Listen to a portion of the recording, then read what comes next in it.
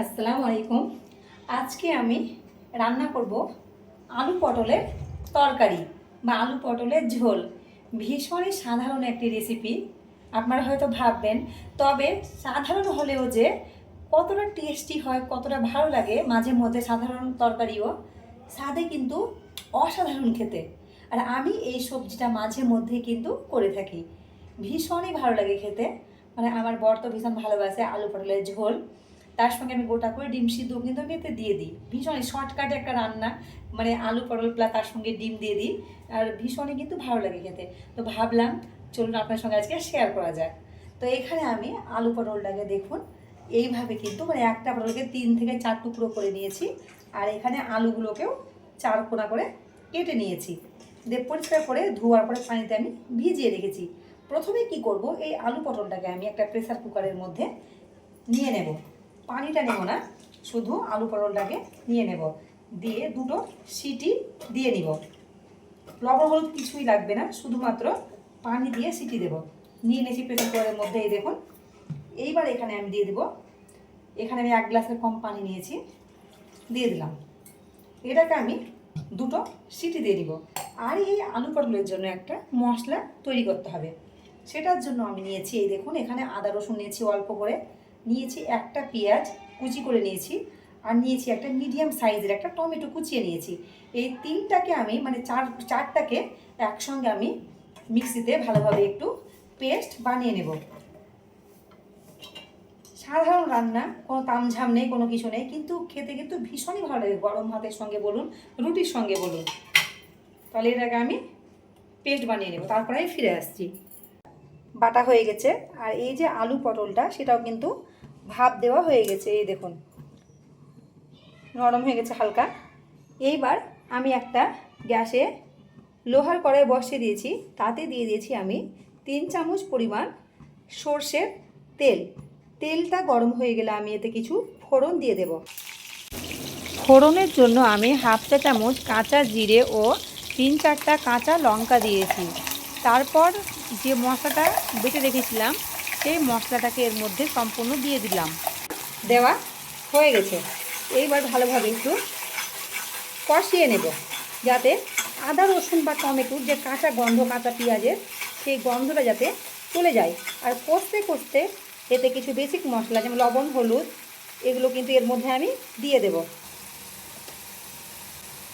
দিয়ে দিলাম স্বাদ মতো লবণ, তারপর দিয়ে দেব হলুদের গুঁড়ো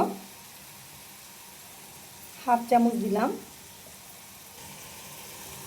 তারপর এখানে নিয়েছি আমি 1/2 চামচ মতো ভাজা জিরের গুঁড়ো দিয়ে দিলাম। এইবার ভালোভাবে আমি মশলাটাকে মিডিয়াম ফ্লেমে আমি মশলাটাকে কষতে থাকবো। দেখুন কত সুন্দর মশলাটা কষানো হয়ে গেছে, তেল ছাড়তে লেগেছে। এইবার যে সেদ্ধ করে রাখা আলু পটলটা এর মধ্যে আমি সবগুলো ঢেলে দিলাম। পানিটা কিন্তু আমি আগে ঝরিয়ে নিয়েছি। এইবার ভালোভাবে আমি এটাকে একটু কষবো, ওই 2-3 মিনিট মতো কষবো। তো এটা আমি কিন্তু পানি অ্যাড করে দেব। এখানে আজকে আমি কোনো রকম গুঁড়ো লঙ্কা ব্যবহার একদমই করিনি।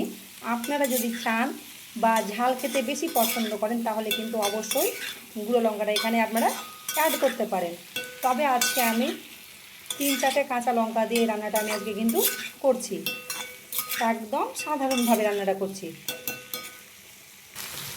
এই দেখুন আমার কষানো হয়ে গেছে, আমি 3-4 মিনিট মতো আলু পটলটাকে ভালোভাবে কিন্তু কষিয়ে নিয়েছি। এইবার এখানে আমি পানি অ্যাড করে দিব 1 থেকে 1.5 গ্লাস অবধি।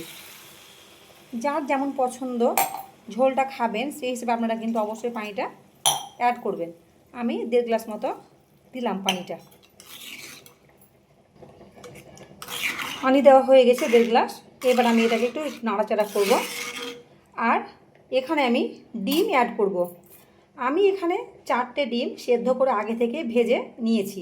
ডিমগুলোকে এই আলু পটলের মধ্যে কিন্তু দিয়ে দেব।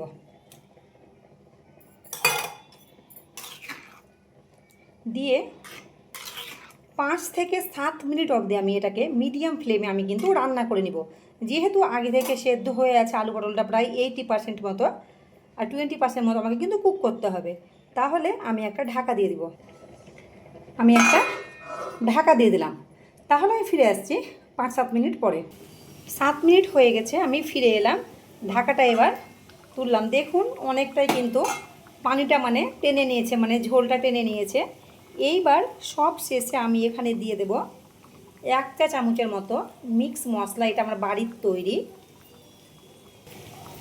তারপরে 1/2 চা চামচ দেব গরম মশলার গুঁড়ো।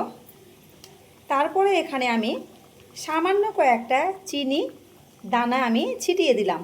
স্বাদটা ভীষণই ভালো হবে। বাই চান্সে যদি ঝালটা হয়ে যায়, আমার ছেলে কিন্তু খেতে পারবে না একদম, তার জন্য চিনিটা দিয়ে দিলাম।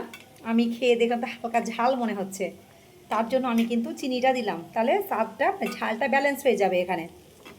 তাই দেখুন আমার কিন্তু একদম রেডি আলু পটলের ঝোল, গোটা করে ডিম দিয়ে, ভীষণই টেস্টি।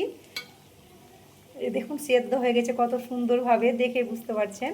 এটাকে আমি আর 2 মিনিট মতো ঢাকা দিয়ে রাখবো, তারপরে কিন্তু গ্যাসের ফ্লেমটা আমি অফ করে দেব।